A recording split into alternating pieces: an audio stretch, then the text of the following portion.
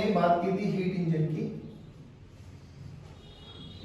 और heat engine में हमने क्या देखा कि हीट एनर्जी का यूज करके कैसे वो मैकेनिकल एनर्जी में, मतलब हीट एनर्जी को मैकेनिकल एनर्जी में काम कर कन्वर्ट करता है। तो हमने यहाँ से देखा कि एक सोर्स होता है हमारे पास जिसका टेम्परेचर T1 माना, एक working substance you can say engine होता है हमारे पास, और एक सिंक होता है जिसका टेम्परेचर अपन T2 मानते हैं। यहाँ से ये हीट लेगा Q1, उसमें से कुछ हीट का ये यूज करता है वर्क डन करने के लिए, और कुछ हीट ये इजेक्ट कर देता है Q2। अब जो ये Q2 हीट रिलीज की, इसका कोई हमारे लिए यूज है नहीं। जैसे कि अगर हम देखें इनिशियली जब सुबह के टाइम में गाड़ी ऑन करते हो तो ये इंजन एकदम और सराउंडिंग का टेम्परेचर बिल्कुल नॉर्मल रहता है ना, बट कुछ टाइम के बाद इंजन गर्म होना स्टार्ट हो जाता है। अब गर्म हो रहा है तो जाहिर बात है कुछ ना कुछ हीट रेडिएट आउट हो रही है। अब इंजन के गर्म होने से उस हीट को, जो जिस हीट ने इंजन को गर्म किया, उसका हमारे तुम्हारे लिए कोई फायदा? हमारे लिए तो फायदा जब इंजन चलेगा तो जो फ्यूल कंजप्शन हो रहा है उसकी एफिशिएंसी, जो ये हीट रेडिएट आउट हो रही है, ये भी तो फ्यूल कंजप्शन के कारण ही हो रही है, तो उसका हमारे लिए कोई यूज, तो वो हमारा लॉस ज्यादा है, दैट इज Q2। तो वर्क डन में कितनी हीट कंज्यूम हुई? Q1 minus Q2। तो जो एफिशिएंसी का फॉर्मूला होता है बाबा, दैट इज, हाँ, वर्क डन कितना किया, कितनी हीट हमने उसको सप्लाई की। तो वर्क डन का फॉर्मूला इसकी टर्म्स में लिखना चाहिए, तो Q1 minus Q2 bye Q1 into 100, ये परसेंटेज निकालना है तो आपको। तो यहाँ से एफिशिएंसी का formula 1 minus Q2 bye Q1। अब ना बच्चों, एक हमारे साडी कार्नोट करके वो साइंटिस्ट थे जिन्होंने एक ना प्रैक्टिकल अप्रोच बनाई, एक आइडियल सिस्टम, आइडियल इंजन मतलब आइडियल सिस्टम बनाया। जैसे आप लोगों ने गाड़ी में सुना होगा 4 स्ट्रोक्स इंजन, 3 स्ट्रोक्स इंजन, है ना। तो उन्होंने ऐसे ही हमारे पास एक थ्योरेटिकल इंजन बनाया, बेसिकली साइकिल बनाई, जिसकी एफिशिएंसी ये लगा लो कि आइडियल एफिशिएंसी मानी गई। तो आइडियली तो खैर हम कुछ भी चीज अचीव कर नहीं सकते, बट उन्होंने बोला कि अगर कोई भी सिस्टम आगे इन फ्यूचर जनरेशन में इन चीजों को फॉलो करेगा तो उसकी एफिशिएंसी कहीं ना कहीं मेरी एफिशिएंसी के पैरेलल आ सकती है। अब उन्होंने बड़ा सिंपल सा फंडा किया, मैं थोड़ा बहुत आइडिया दे सकता हूँ आपको। देखो, कार्नोट साइकिल बोल दो आप। इन्होंने क्या किया, एक वही सोर्स लिया T1, बहुत हाई टेम्परेचर, और अगर हम बात करें तो इसमें से कितना भी हीट हम निकाल लें, इसके टेम्परेचर में कोई चेंज नहीं आएगा, ऐसा माना जाएगा। एक सिंक माना,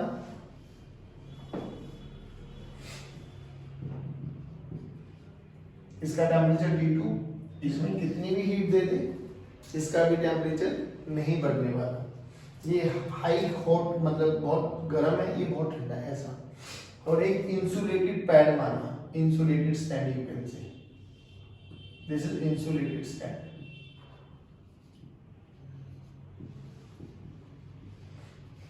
ठीक, और एक आइडियल गैस का सिलेंडर माना, जिसमें ये वाली और ये वाली, ये तीनों साइड्स वॉल एडियाबैटिक बनाएंगे। ये परफेक्टली कंडक्टिंग बनाएंगे।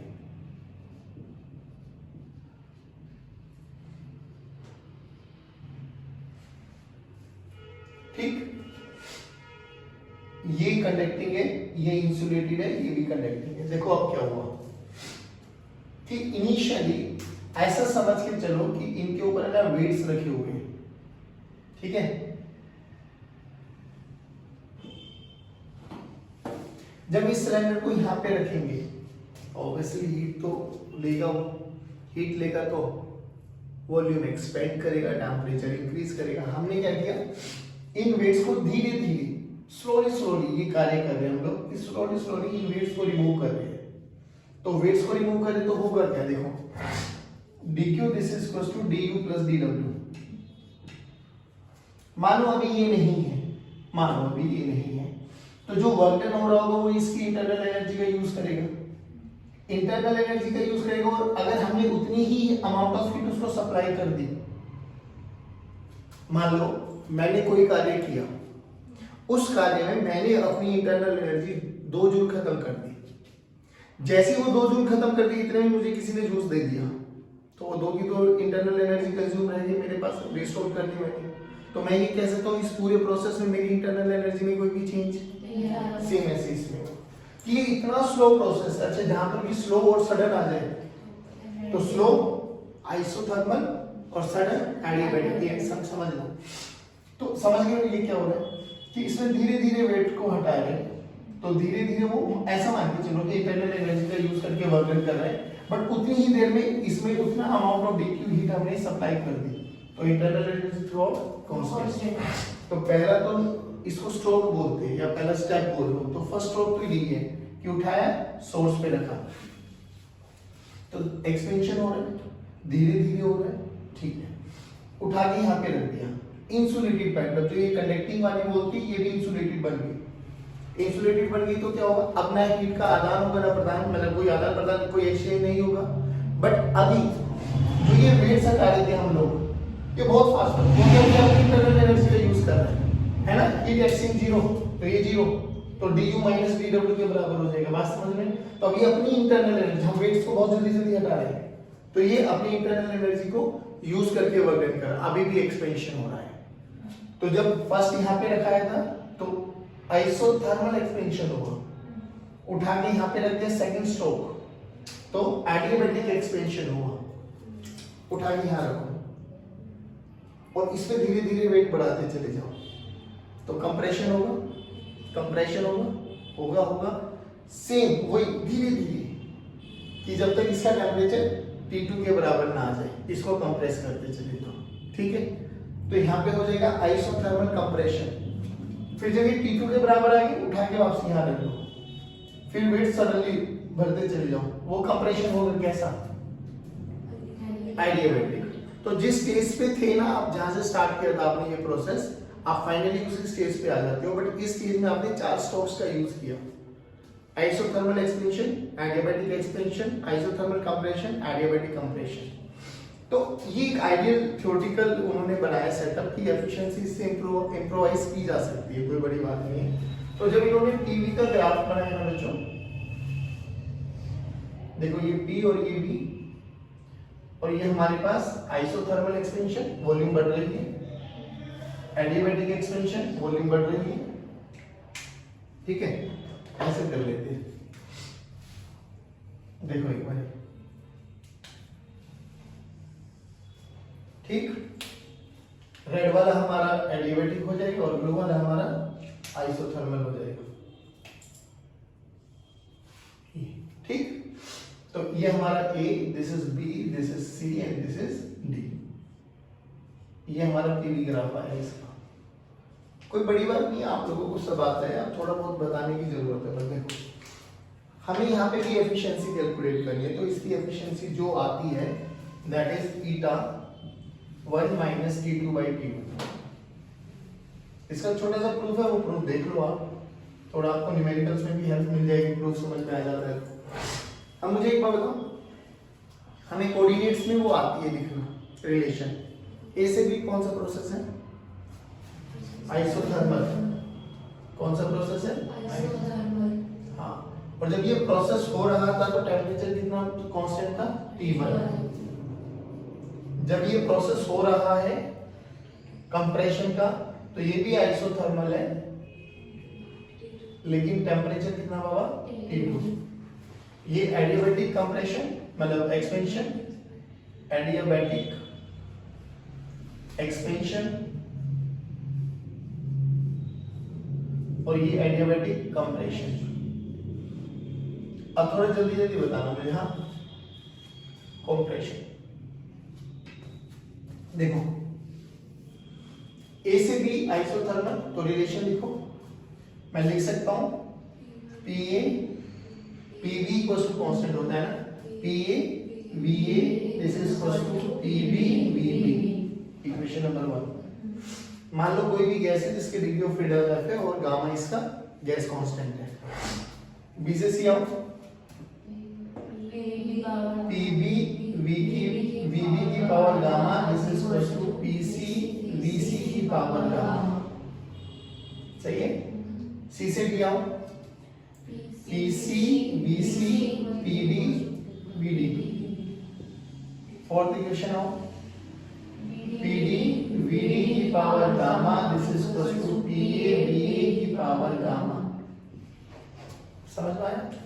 इन चारों को मल्टीप्लाई कर लो आपस में, इन चारों को मल्टीप्लाई कर लो आपस में, तो you will feel PA PD PC PD PA PD PC PD दोनों तरफ आएंगे कैंसिल आउट। तो बचा क्या? वीए वीबी की पावर गामा वीसी वीडी की पावर गामा वीबी वीसी की पावर गामा वीडी वीए की पावर गामा। देखो यहाँ पे पीडी है, यहाँ पे बीडी है, तो बीडी वाली टर्म्स को एक तरफ लेके चले जाओ और सी वाली टर्म्स को एक तरफ। आओ,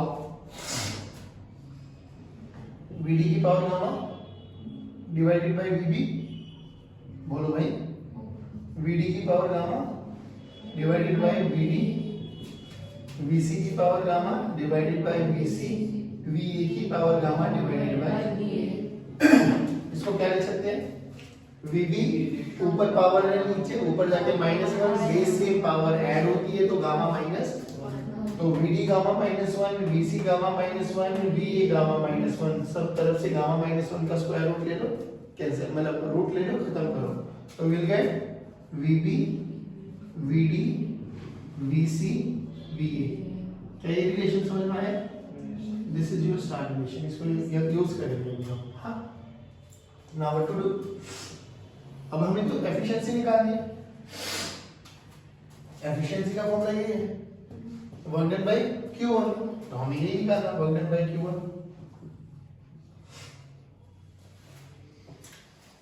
इसका वर्क डन W1, इसका work done W2, W3, W4, सबका वर्क डन निकाल लो, सबको ऐड कर दो, वो तो टोटल वर्क डन हो जाएगा। कितना हीट दिया? अब हीट गिवन कौन सा लेंगे बच्चों? जो पॉजिटिव रहेगा, जो नेगेटिव आ गया वो हीट इजेक्ट गई है, उसका हमारे लिए कोई रोल। तो जल्दी बोलो, ए से भी वर्क डन,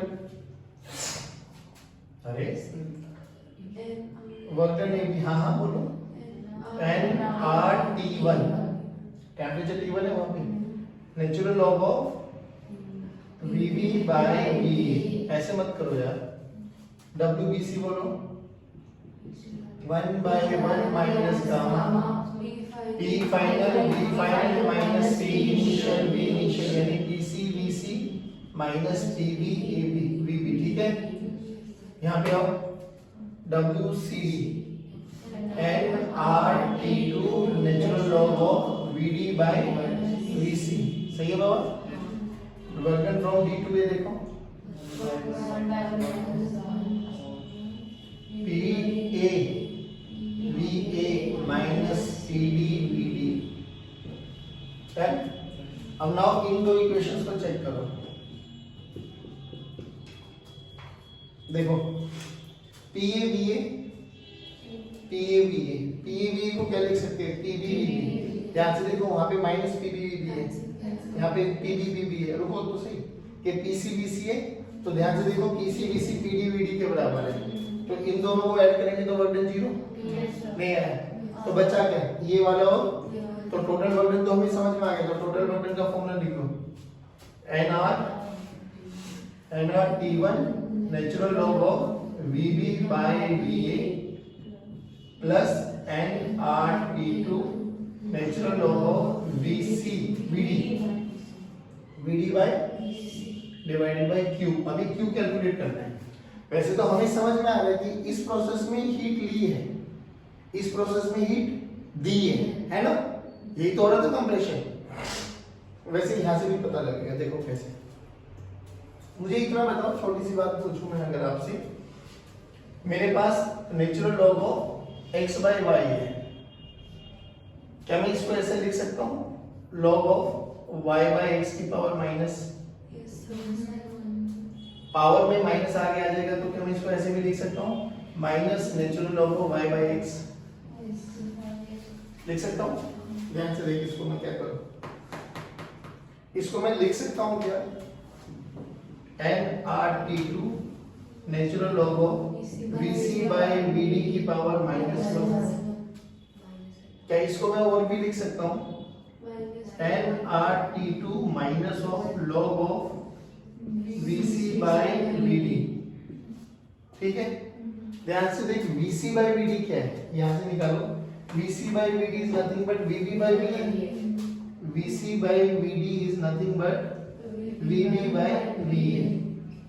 तो देख ऊपर Vb बाय Va पॉजिटिव आ रहा है, यहाँ पे Vb बाय Va नेगेटिव आ रहा है, तो this is -nRT2 natural log of Vb by Va। पूरी तरह समझ में आया?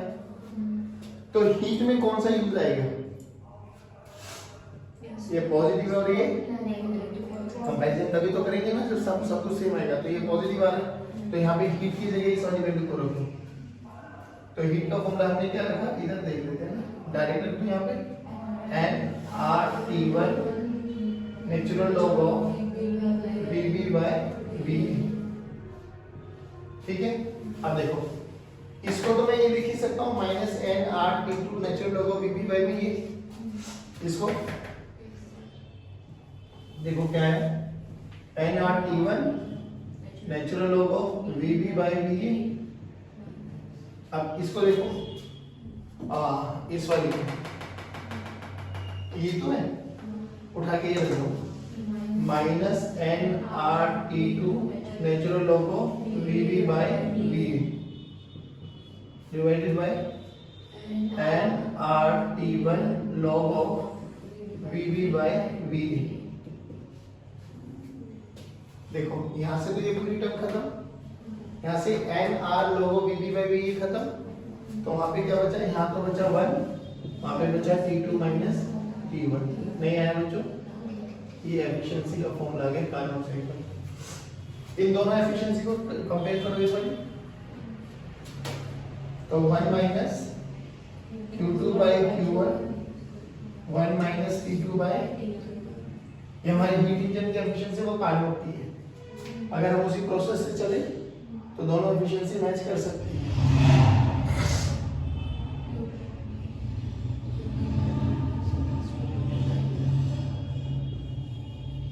बहुत सारे फॉर्मूले इस वाले फॉर्मूले के बेस पे भी खत्म होते हैं, आपको समझना है। अब जब आप ये T2 T1 रखेंगे तो एक चीज हमारे दिमाग में चलना चाहिए कि हमने T2 सिंक का टेम्परेचर माना है और T1 सोर्स का टेम्परेचर माना है।